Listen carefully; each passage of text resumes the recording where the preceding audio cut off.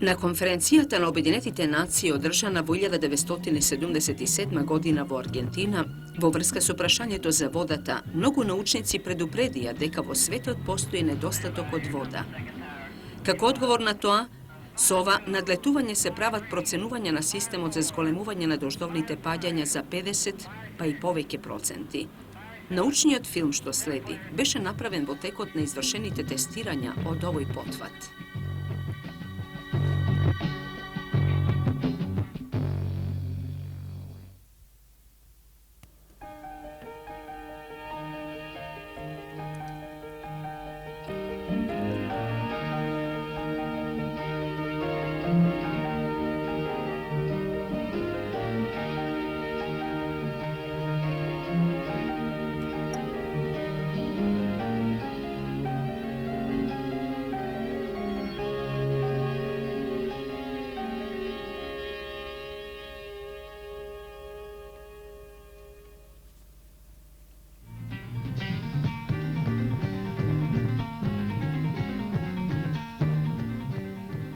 Промените во начинот на живење на човекот во наше време.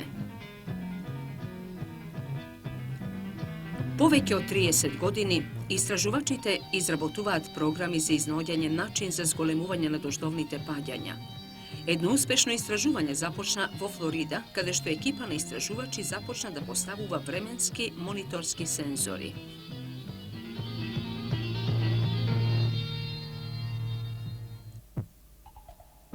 Во истражувачка лабораторија, на 90 километри од зоната на испитувањето, наскоро ќе започне утринскиот состанок. На дневен ред е временскиот прилог, дејствување на сегашните услови кои можат да влијаат врз оформувањето дождовни облаци.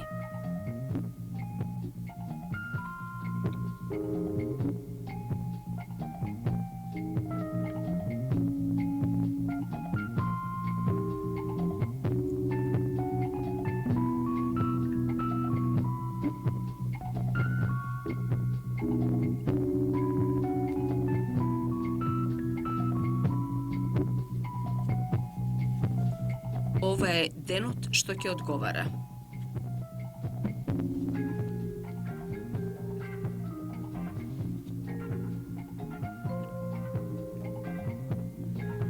Два авиона за правење дожд на брзина се подготвени за полетување.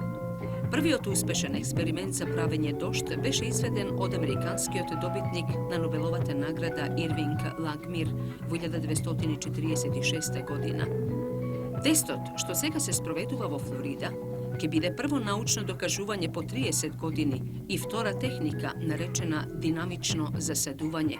Може да го зголеми природното паѓање на дождот за повеќе од 50%. Верификационата програма бара палење на овие сребрено-јодни светлечки топки во еден од внимателно одбраните облаци, за да се стимулира дождовното паѓање. За половина час и двата авиона се издигнати во воздух.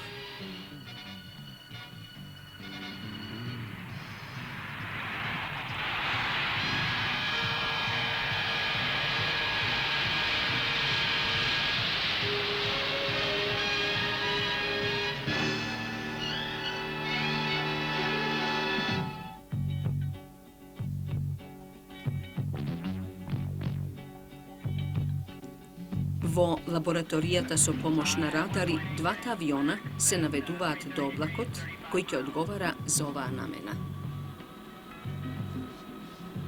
Високо над Флорида, еден од истражувачките авиони навлегува во облак за да го започне своето засадување. Сензорите сместени во авионот ја мерат брзината и насоката на движењето на ветрот, снежната концентрација и содржината на водата во облакот.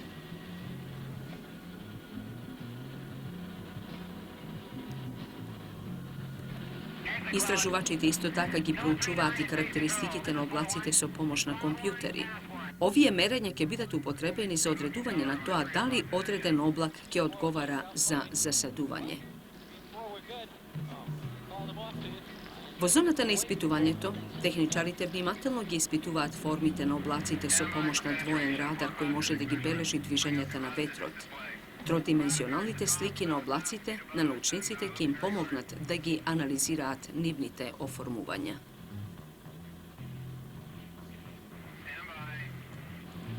За да се одбегне несигурноста во одбирањето облак со обично око, изборот на облакот за заседување се врши на земјата од лабораторијата, а не од екипажот во авионите. Изборот е направен и исфрлувањето на сребрено-јодните топки започнува.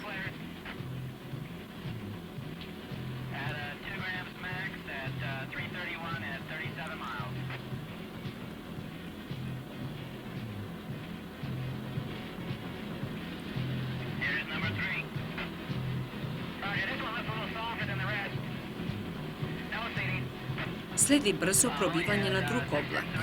Цели 25 години електричните компании го користеа откритието на доктор Лагмир за зголемување на снежните паѓања на западниот брег, за да се обезбеди повеќе вода за движење на нивните хидроелектрични генератори. Во последните неколку години југозападните фармери на сличен начин го зголемија паѓањето на дождот во одредени предели.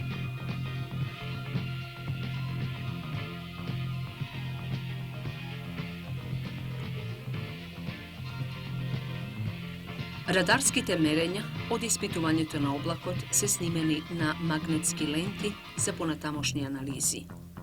Проучувани се и сателитски слики на облаците, за да се одреди поставувањето на динамичното заседување над зоната на испитувањето.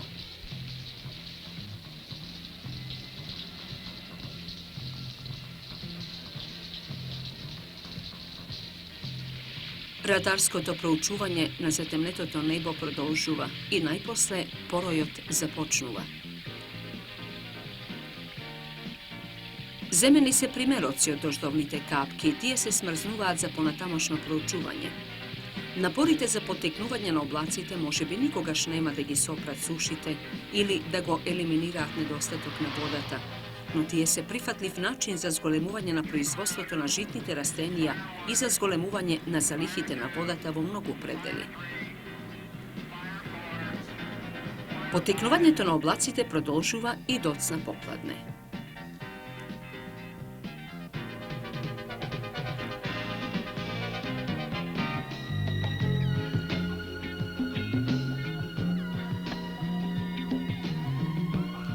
Радарот продолжува да ги следи облаците. Различните сенки покажуваат воздушни движења што се наближуваат. Ако можеме да се потпреме врз овие испитувања, ова второ приближување кон облаците во текот на годините што следат ќе биде додадено во човековата научна техника за излекување се повеќе и повеќе дожд од небото, тогаш и таму каде што тоа ќе му биде потребно.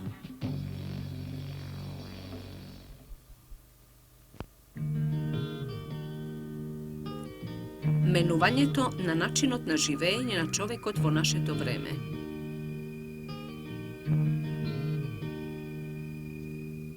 Со векови ветерот бил користен за испумпување вода, за мелење жито, како и за други човечки потреби. Денес во Соединетите Американски држави и во други земји ветрот е една од повеќето форми на енергија и него научните достигања го оценуваат како извор на струја на иднината. Студентите на Универзитетот во Калифорнија, например, изготвија нацрт на експериментална ветерница висока 7 метри.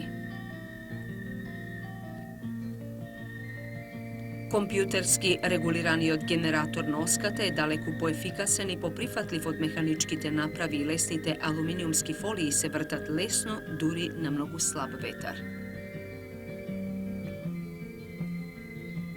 Скици на ветерни турбини од ваков вид достигале толку напреден степен што уште во 1800 година била планирана ваква направа од 2,5 мегавати и висока 70 метри. Предложени се и нови ветерни машини, како например оваа турбинска кула, инвенција на инженер Джеймс Йен од Груман корпорацијата во Њујорк. Обојните знамиња укажуваат на воздушно движење во системот.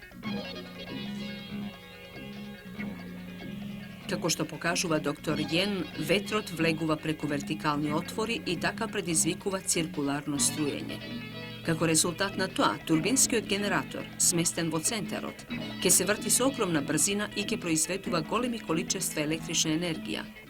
Кога ветрот ќе го нема во доволна мера, градските отпадоци и другите непотребни материи би гореле во пределот на основата и би го подвижувале турбогенераторот. Еден ден може би турбински кули високи 600 метри што ќе бидат во близина на големите градови ќе ги обезбедуваат енергетските потреби на урбаните средини.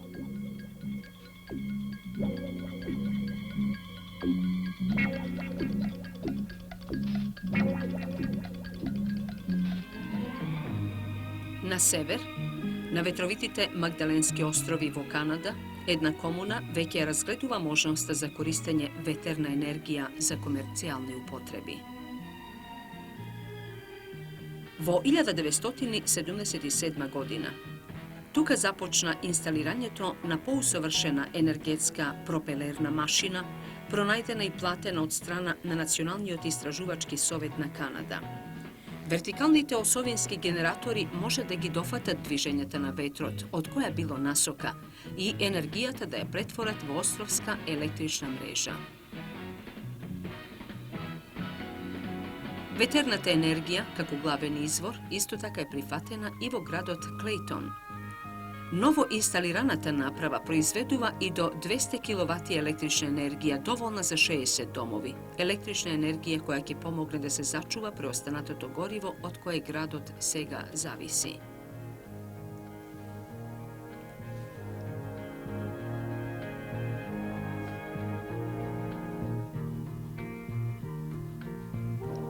Ветерниот електричен систем на испитувачите исто така им наложува барање податоци околу извршувањето, економичноста и одржувањето на големите ветерни генератори. Но колкаво и да е производството на ветерна енергија, тоа е бесплатно и не е загадувач на околината. Пред многу години, луѓето се населија во овој регион и користеа ветерници за испумпување вода од почвата. Сега, граѓаните на Клейтон се пак пионери, но овој пат тие се првата комуна во Соединетите Американски држави која изворот за електрична енергија ќе го најде во ветувачката моќ на ветерот.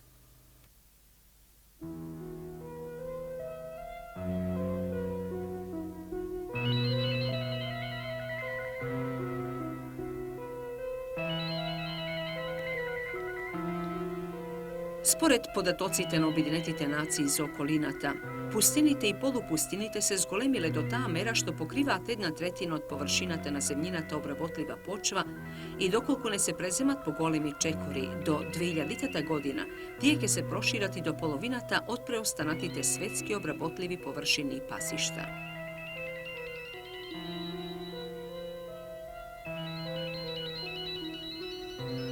Иронично, но фертилните маргини на сувите предели биле првите фармерски населби, зашто овие тревни граници обезбедувале храна за животните, исто така обезбедувале и зрнести залихи за житно производство. Во Северна Америка, првите возови кои дошле до големата американска пустина, откриле дека тука се обезбедува одлична сува храна за воловите и за другиот добиток.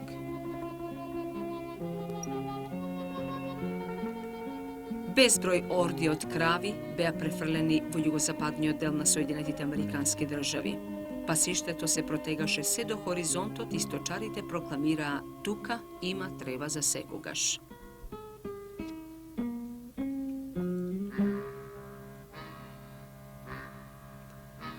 Но тие погрешија. Добитокот немилосредно оголуваше се што се чинеше дека е живо во тревата.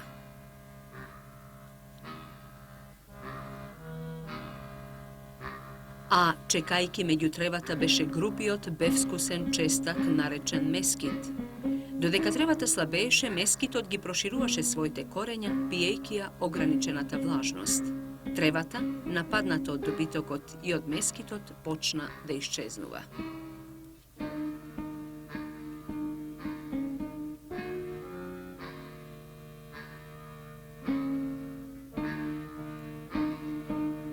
Сега некогаш безопасниот ветар ја подигна сувата почва, претворајќи ги пустинските маргини во уништено земјиште. Тоа е процес кој се нарекува опустошување. На овој проблем беше применета научна техника дури во 60-тите години. Работејќи со локални ранчери, Американското биро за земјоделство примени план за оголената околина.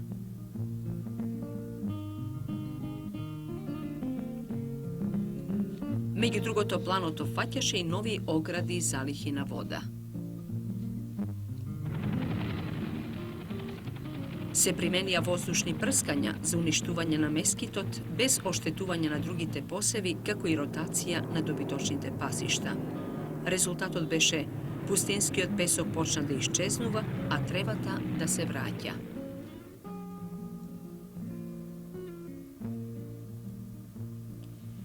Но оваа програма мора да се применува константно и внимателно, зашто мескитот и пустината секогаш чекаат да се распространат преку овие маргини.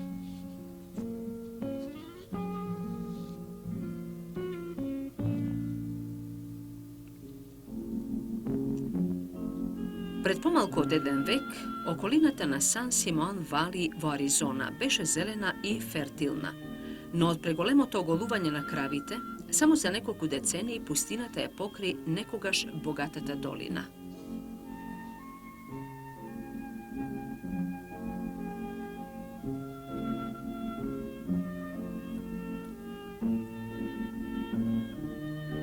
Освен тоа, новото речно корито од време на време предизвикуваше поплави.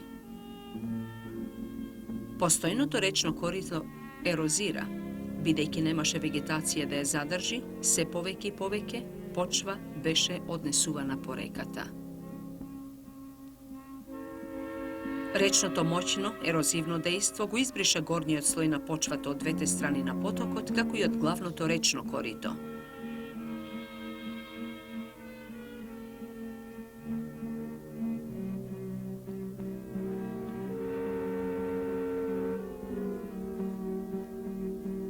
Ерозивниот ветар имаше свој дополнителен придонес во однесувањето на почвата и во опустошувањето.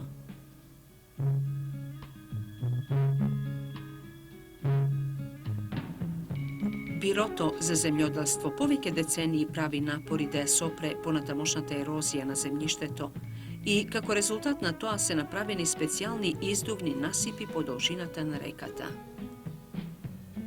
Насипите се направени за какво било навлегување на водата да се издува кон широкиот простор и така да се намалува ерозивната сила. Покрај тоа специјални направи ја намалуваат брзината на поројот.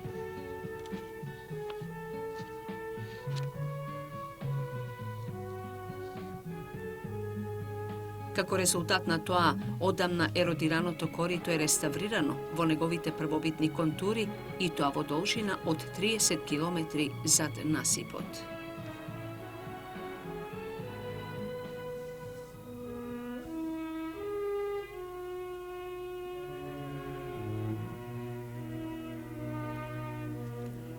Овој регион е повторно зелен и биолошки продуктивно земјиште во кое под контрола на внимателно раководење живеат жителите и на дивиот свет и многобројниот добиток. Историјата на државата Утах и покрај иригационите напори нуди уште еден случај на пустинско ширење.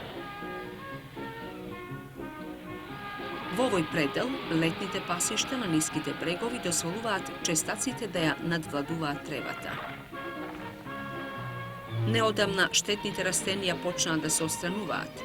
Користејќи трактори и гусеничари, непожелната вегетација се искоренуваше од тврдото земјиште. Джуниперовите грмушки сосема се откорнуваа или пак се срамнуваа со земјиштето. Во иднина, убавата трева ќе се одгледува со тоа што ќе се воведе рестрикција на сезонските пасења. За да се спасат и спасените предели на Орегон, на кои им се закануваше кадулјата, се дојде на идеја прериското земјиште да се насади со сточни житни растенија со помош на тешки дупчалки.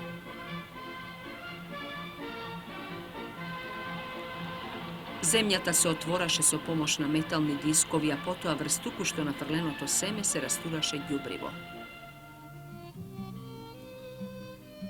Главната добивка од оваа програма е збогатувањето на природните живеалишта на животинскиот свет. Пасешните предели на пустинските маргини се значајни извори на храна на земјениот глобус. Проширувањето на пустините во светот, која достигнуваат бројката од 14 милиони акри годишно, како и потребата за спречување на тоа ширење, или пак за целосно преобразување, никогаш не биле поургентни одошто во овој момент.